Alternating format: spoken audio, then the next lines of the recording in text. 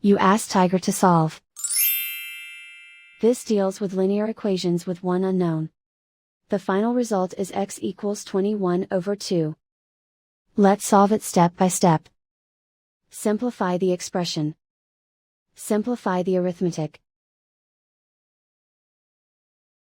Expand the parentheses. Group like terms. Simplify the arithmetic. Group all constants on the right side of the equation. Subtract 21 from both sides. Simplify the arithmetic.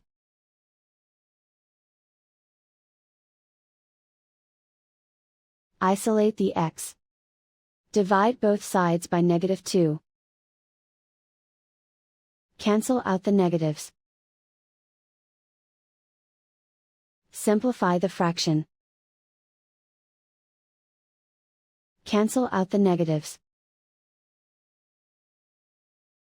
And so the final result is x equals 21/2.